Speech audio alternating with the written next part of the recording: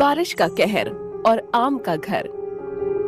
एक जंगल में सभी पक्षी और जानवर बड़े ही प्यार और सम्मान के साथ रहते थे।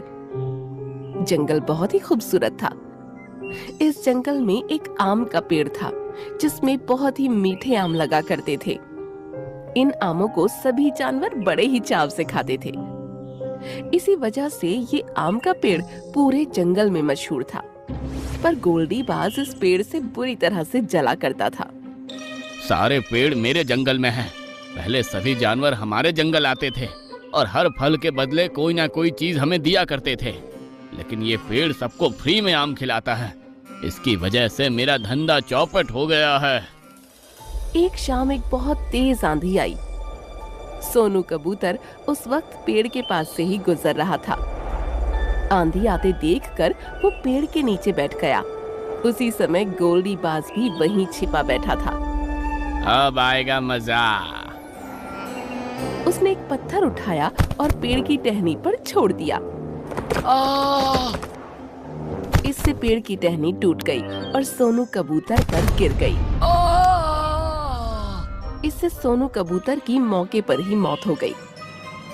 जब आंधी शांत हुई तो सभी पक्षी और जानवर वहां जमा हुए। आम के पेड़, हम तुम्हें कितना मान सम्मान देते थे और तुमने इसका हमें ये इनाम दिया। ये मेरी गलती से नहीं हुआ। आंधी बहुत तेज थी और तुमको अपनी टहनी संभालनी चाहिए थी। तुम्हारी वजह से हमारे सोनू कबूतर की मौत हो गई। अब हम तुम्हारा एक भी फल नहीं खाएंगे, ना ही कोई कभी तुमसे बात करेगा। दोस्तों, मेरी बात सुनो। सभी वहां से चले गए। उसके बाद पेड़ बेचारा बिल्कुल अकेला हो गया और दिन रात बस रोकर बिताने लगा। इस जंगल में मीनू चिड़िया भी रहा करती थी, जिसके साथ उसके 3 बच्चे थे। बच्चों, तुम लोग कहीं मत जाना, मैं तुम सबके लिए खाना तलाशने जा रही हूँ। वापस लौटते हुए शाम हो जाएगी मुझे।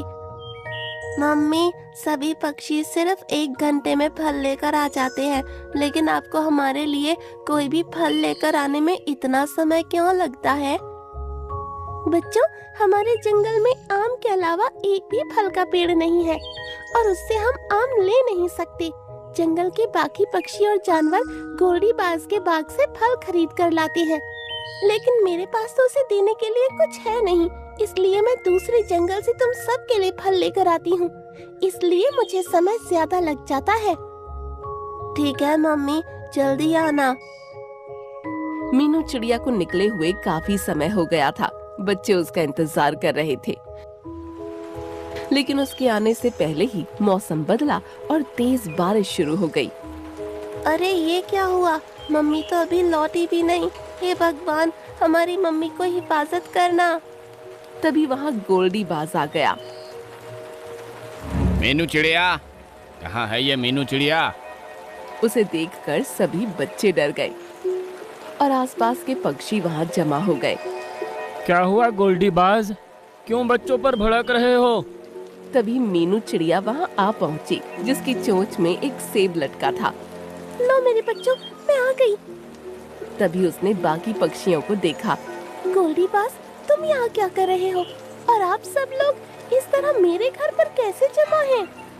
देख लिया आप सबने कि अब इसकी चोरी पकड़ी गई तो कैसे भोली बन रही है। ये रोजाना मेरे बाग से फल चुरा कर आती है और अपने बच्चों को खिलाती है। अरे मैंने ऐसा कुछ नहीं किया। मैं तो बहुत मुश्किल से दूसरे जंगलों से अपने बच्चों के लिए फल ढूंढ कर लाती हूँ। मीनू, ये बात ठीक नहीं है। तुम गोल्डी बाज के जंगल से फल चोरी करके अपने बच्चों को खिलाती हो। हाँ, इसके पास मुझे देने के लिए कुछ नहीं है ना, इसलिए ये ऐसा करती है और ये दिखाती है कि दूर जंगलों से फल लेकर आती है। काफी लंबी बहस हुई, लेकिन मीनू अपने आप को सच्ची साबित न कर पाई। मीनू, ये बात हमारे जंगल के लिए बिल्कुल भी ठीक नहीं है। तुमको अभी के अभी गोल्डी बाज के फलों की कीमत चुकानी पड़ेगी। मैं भला इसे क्या दे सकती हूँ? मेरे पास देने को कुछ नहीं है। तुम्हारे पास कुछ नहीं है तो क्या हुआ? ये घर तो है। इतने दिनों से तुम फल चुरा कर ला रही हो, तो इतनी कीमत तो बनती है। कि ये घर मेरे हिस्से में आ जाए। ऐसा मत कहो, ये घर भला मैं तुमको दे दूंगी तो मैं और मेरे बच्चे कहाँ जाएंगे? वैसे भी कितनी तेज बारिश हो रही है। मीनू, तुमको ये घर छोड़कर जाना ही पड़ेगा, वरना ये गोल्डी बाज के साथ नाइंसाफी होगी। सभी पक्षियों ने मिलकर उसे घर से निकाल दिया। गोल्डी बाज बहुत खुश हुआ। चलो बच्चों, बारिश पड़ रही है, हमें अपने लिए आशियाना ढूंढना पड़ेगा। बारिश बहुत जोरों की थी। मीनू बेचारी अपने तीनों बच्चों के साथ पूरी ताकत के साथ उड़ रही थी। भीगे पंखों के साथ उड़ना बहुत मुश्किल हो रहा था, लेकिन उसके दिल की बेचैनी उसे उड़ने की हिम्मत दे रही थी। मगर बच्चे आखिर कब तक उड़ पाते? मम्मी, हमसे उड़ा नहीं जा रहा। तुम हिम्मत वाली माँ के बच्चे हो, ऐसे हिम्मत ना हारो, उड़ने की कोशिश करो। बच्चों ने बहुत जोर लगाया, लेकिन हवा का झोंका उन्हें पीछे घसीट ले गया। बच्चों! तीनों बच्चे आम के पेड़ के नीचे आकर गिरे। यहाँ उनको हवा भी नहीं लग रही थी और उसके आसपास पानी भी नहीं भरा था। मीनू चिड़िया भी वहाँ पहुँची। अरे मीनू चिड़िया, तुम इतनी बारिश में बच्चों के साथ कहाँ निकली फिर रही हो? तुमको घर में होना चाहिए। हाँ आम के पेड़, मैं तो घर में ही थी, लेकिन उस गोल्डी बाज ने मुझ पर ऐसा इल्जाम लगाया कि जंगल के पक्षियों ने मुझे मेरे ही घर से निकाल दिया। उस दुष्ट का तो काम ही यही है। कोई बात नहीं, अब तुम आराम से रह सकती हो। तुमको अब किसी की परवाह करने की जरूरत नहीं है। भला मैं कहाँ रहूंगी? पहले तुम सभी अपनी भूख शांत करो। ये कहकर उसने 4 आम गिरा दिए। अरे वाह, इतने बड़े बड़े आम! बच्चे खुशी से आम खाने लगे। उनको देखकर मीनू खुश हुई और वो भी आम को खाने लगी। उसके बाद वो बोली, शुक्रिया आम के पेड़, अब हम चलते हैं। नहीं, तुमको कहीं जाने की जरूरत नहीं है। मैं तुमको आम का घर बनाकर देता हूँ। क्या कहा? आम का घर? वो कैसे? अभी देखो। ये कहकर उसने कई सारे आम गिरा दिए और उन आमों का एक घर बन गया। अरे वाह, ये तो कितना खूबसूरत घर लग रहा है। मम्मी, क्या हम इसमें जा सकते हैं? क्यों नहीं बच्चों, तुम और मीनू आराम से इसमें रह सकते हो। ये सुनकर बच्चे खुश हो गए और फिर मीनू समेत वो उस घर के अंदर चले गए। घर में बैठने के लिए आम की कुर्सियां बनी हुई थीं और उसमें एक खिड़की के जरिए बाहर का नजारा दिख रहा था। पेड़ भी नजर आ रहा था। तुम बहुत अच्छे हो प्यारे पेड़, तुम्हारा बहुत बहुत शुक्रिया। आम का पेड़ मुस्कुराया। दूसरी तरफ जंगल के कुछ पक्षी बहुत परेशान थे। जंगल में बाढ़ आ गई थी। सभी के घर टूट चुके थे और वो इधर से उधर भागते फिर रहे थे। अरे वो देखो, आम के पेड़ के आसपास जरा भी पानी नहीं भरा। चलो सब उसी पर चलते हैं। सभी पक्षी अब आम के पेड़ के पास इकट्ठा हुए।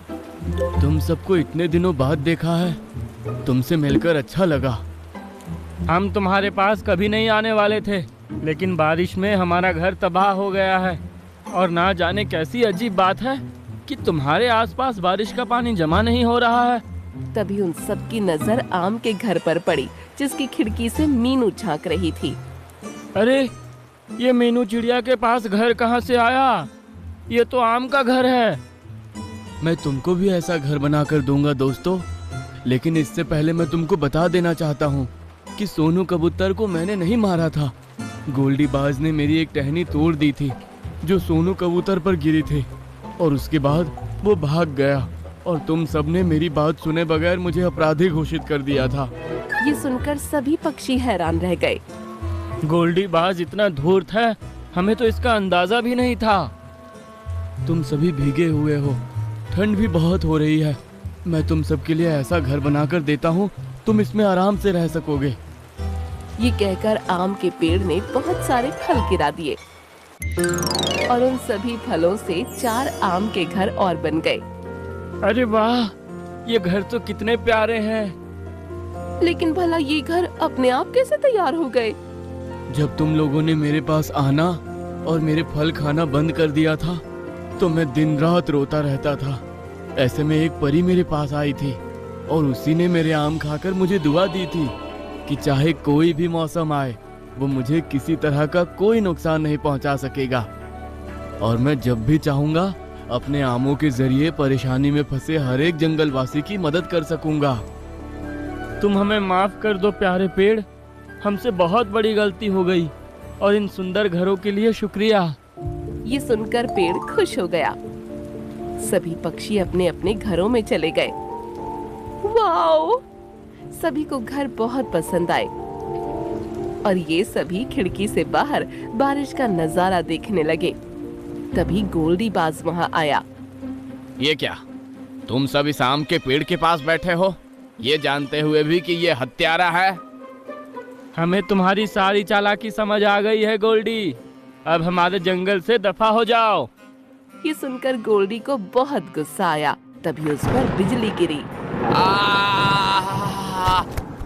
जिससे वो झटका खाकर जमीन पर गिर गया और पेड़ समेत सभी पक्षी उसे देखकर जोर जोर से हंसने लगे।